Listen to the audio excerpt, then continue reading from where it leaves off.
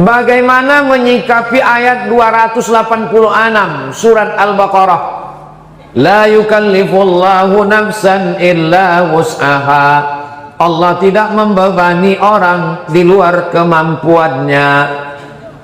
Contoh, maaf, hamil karena perbuatan, oh maaf, misal na'udzubillah, orang baik-baik tiba-tiba perbuatan yang tak baik, dia dihamili, diperkosa orang, na'udzubillah, mohon maaf. Bagaimana itu Pak Ustaz? Jadi ceritanya begini, turun ayat 285, ini yang ditanya ini kan 286, turun ayat 285, bunyinya begini, lillahi ma fis samawati wa ma fil ard wa in tubdu ma fi anfusikum. Kalau kau nyatakan apa yang ada di dalam hatimu, kau cakapkan apa yang ada di hatimu, autufuhu, atau kau diam, yuhasibukum bihillah, kau tetap dihisab, tetap dihitung. Duduk kita pinggir jalan, nampak orang besar pakai baju kekecilan, orang kecil pakai baju kebesaran, macam saya tadi lah, orang kecil pakai, pasti terlintas di pikiran kalian kan, no? Macam dalam kelambu itu berdosa, itu berdosa.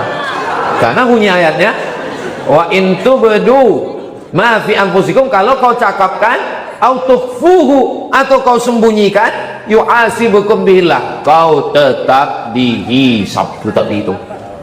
Berat atau tak berat?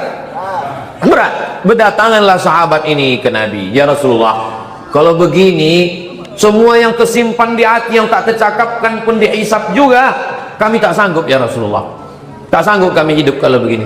Turunlah ayat 285, turunlah ayat 286, la yukallifullahu nafsan illa. Itu kronologis asbabun nuzul ayat ini. Apa kata Allah? Kalau yang terlintas dalam hati selama tak kau cakapkan, maka tidak dihisab. La yukallifullahu nafsan illa usaha. Itu konteks ayat ini. Tapi pertanyaan ini tak salah. Ini yang bertanya ini orang yang ngaji. Ini yang bertanya ini mengaji. Memang beginilah mestinya pertanyaan itu, berkualitas, bergizi dia.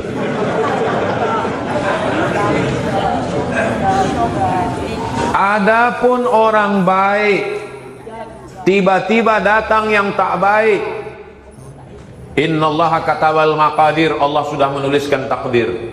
Khamsin alfasanah, 50.000 tahun qabla an yakhluqas samawati wal ard. Hadisnya ada dalam Sahih Muslim, hadis sahih. Sebelum Allah menciptakan langit dan bumi, sudah dituliskan takdir, maka dia hanya bisa berkata la haula wala quwata illa billah. Pada perkara-perkara yang kita tak bisa memilih, maka kita serahkan pada takdir Allah. Pada perkara yang kita bisa memilih, maka ada usaha dan ikhtiar namanya. Saya mau ceramah berdiri atau mau ceramah duduk, itu bisa milih atau tak bisa? Bisa. Kalau saya mau, saya berdiri.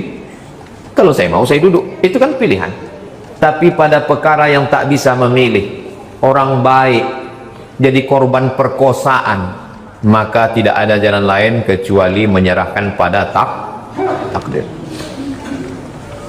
Datang ke masjid PTPN 4, diletakkannya motor di bawah pohon, dikuncinya stangnya, dikuncinya rantainya, dikeluarkannya pula rantai besi, dikuncinya ban motor itu ke tiang, ke pohon kayu yang ada di bawah. Selesai sholat tarawih, ditengok pohon kayu itu pun disinsu orang. Apa yang bisa dia katakan? La haula wala quwata. Ini takdir. Tapi orang yang datang ke cicilan, gara-gara sibuk scroll, ditinggalkannya kunci di situ. Lalu ngadu dia, Pak, hilang motorku. Cuman kejadiannya kau kunci, ku tinggalkan. Mampus lah kau. Kurang usaha, ada ikhtiar.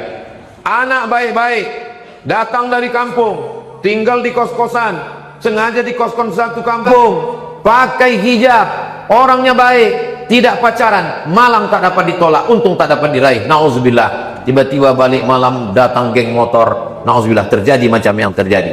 Takdir, tak terelakkan. Tapi dengan penuh kesadaran, baru semester 1 udah 3 pacarnya. Salome, Balik ke kampung mengandung, marah orang tuanya, kok bisa kau mengandung? Apa kata dia? Takdir ya. Takdir kepala tuh kau katanya. Jelas ada perkara-perkara yang kita memang tak bisa memilih hidup ini. Menjadi orang Jawa, Batak, Sunda, Bugis, Mandailing, Melayu, itu kita memilih atau tak memilih? Emang kalau lagi puasa ini susah konsen memang. Menjadi orang Jawa, Banjar, Bugis, Afrika, Cina, itu kita bisa memilih atau tak bisa memilih? Mana bisa kita memilih? Datang rupanya dulu malaikat, kau mau jadi apa? A Arab, B Batak, C Cina. Mana ada? Makanya kita tak boleh mengejek orang karena sukunya, karena itu bukan pilihan. Beragama ini pilihan atau keterpaksaan? Pilihan. Pakai akalmu, pakai pikiranmu, kau gunakan. Habis itu kau bersyahadat, membaca, mendengar. Bagaimana cara memperbaiki akhlak kita dalam berinteraksi dengan orang lain? Sekolah pertama sebelum TK, SD, SMP, SMA, S1, S2, S3, sekolah pertama adalah ibu, ayah. Itu sekolah pertama. Datang anak saya, Sami, baru 3 tahun. Pas mau salaman, dipukulkannya. Salam Pak Cik Nak, salam Pak Cik Nak. Dipukulkannya. Saya pukul tangannya. Jangan biasakan. Salam. Sampai mati dia akan ingat. Tak boleh memukul orang. Tak boleh kurang ajar. Saya, ini duduk di atas kursi ini, di lubuk hati saya paling dalam tetap merasa berdosa. Karena dulu pernah waktu kecil datang tamu, udah begini mata mak tuh. Datang tamu duduk di bawah, saya duduk sini, udah begini. Kita nggak paham kan. Begitu tamu itu pulang, dikecilkannya radio tuh. Sampai sekarang saya merasa tak enak ini duduk di atas, karena ada orang tua di bawah. Tapi karena kamera sudah begini susunannya, gak enak kita berdiri kan. Dari kecil terlonjak-lonjak, sudah besar terbawa-bawa, sudah tua terubah tidak. Tadi sebelum dari sini saya ceramah di BRK, orang tuh menyalami saya, dua tangan orang tuh, dua pula tangan saya. Nampak saya orang berdiri, berdiri pula kita. Begitu kita menghormati orang. Apa saja hal-hal yang harus diperhatikan dalam menjaga hubungan baik dengan keluarga dan tetangga kita? Kalau bisa balas, balas. Tak bisa balas, idkhalus surur fi qulubil mu'minin, senangkan hati orang. Orang sudah buat baik sama kita, fa'akafi'uhu, balas. Tak bisa kita balas, doakan. Tak bisa doakan, senangkan hatinya. Tak juga bisa, mati aja lah.